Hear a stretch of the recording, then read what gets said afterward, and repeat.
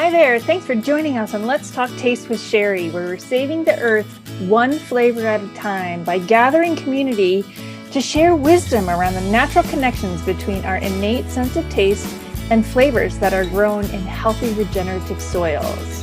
Welcome. Hey there, Sherry Hess with the Flavor Remedy. Thanks for joining me for another episode of Let's Talk Taste with Sherry, saving the earth one flavor at a time. Okay, so speaking of the earth, I am a lifelong gardener. I wake up in the mornings and my favorite thing to do is to, drink my cup of coffee, or if I'm being a good girl, maybe some herbal tea. And I wander around in my garden and I talk to my plants and I ask them what they need. And, I live in Colorado where it's not really easy to grow things.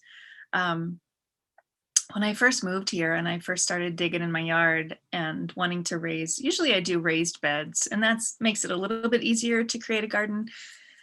But when you first start digging in the soils in Colorado, you run into a lot of clay. And clay is not really easy to grow food in, right? So I'm in my house 5 years now, and I've been amending my soil year after year after year and kind of following in the footsteps. My father is a farmer. He's a second generational farmer. And so he is the one who has always, that's been our bonding thing, is gardening. We've always talked about gardening whenever we contact each other. How's your garden doing? He's on the East Coast, so he has a little bit easier time with soils than I do. But anyway, this morning I was wandering through the garden with my bare feet and I was looking at the peas in my garden. And the first thing I ate this morning was just kind of cracked open some pea pods, and I was eating the peas, and I was just thinking to myself, wow, this whole idea of flavor has really, really taught me a lot about gardening. And isn't that interesting? It's like a reverse of when I say flavor saves the earth, right? And I talk about the importance of choosing flavorful food that's grown in, regenerative, healthy soils.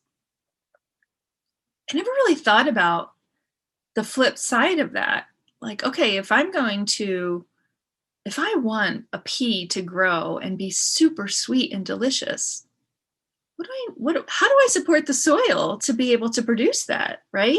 Like, this is what regenerative farmers and like a lot of these different agroforestry, and there's so many different ways of looking at growing food now outside of even what I grew up with. When I grew up gardening, like my dad, we totally put NPK fertilizer on. It was part of what his generation learned in farming, right? He kind of grew up through that generation of agricultural chemical people coming in and telling them what's good for their farms, right? So he had that kind of ingrained in him.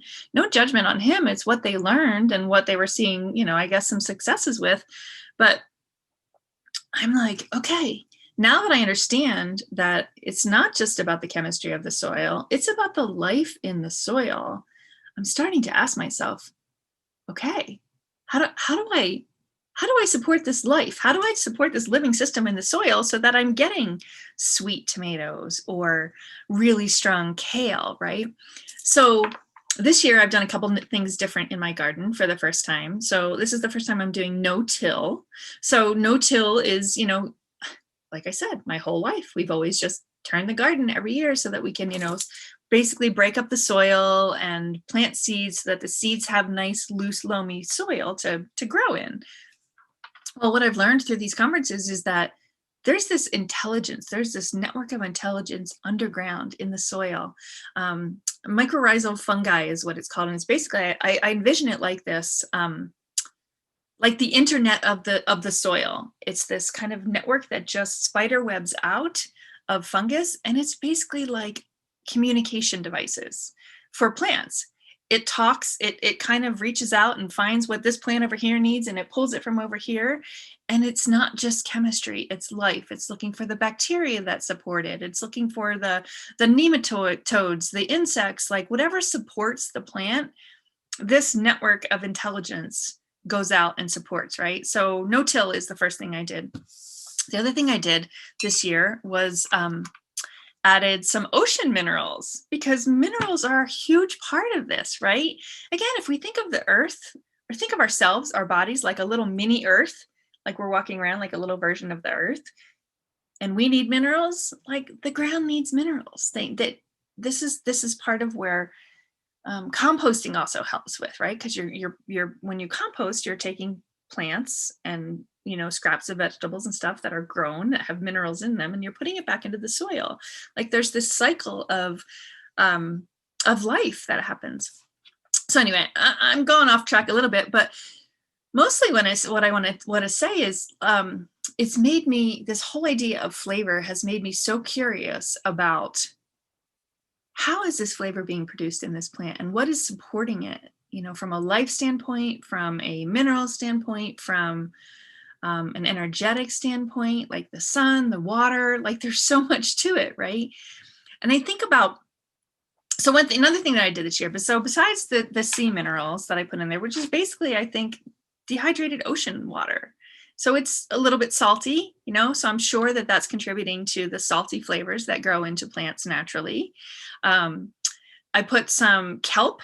I sprinkled kelp across my garden to sort of add to that whole idea, but kelp is one of the things, like sea plants are very strong in umami flavor. So if you ever had like a nori roll, right, with the seaweed that wraps around the sushi, that plant itself is really high in protein, so it has a very strong umami flavor, and umami equals protein. So putting that into the soil, then I can only imagine, is contributing to the strength of the plant, right? The protein of the plant. I think about that from the aspect of collagen.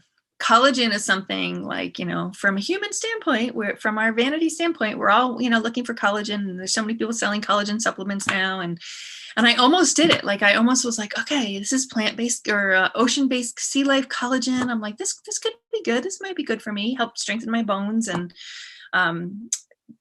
prevent bruising, whatever, right? There's things that collagen supports. And then I started asking, I was like, well, wait a minute, where does collagen come from?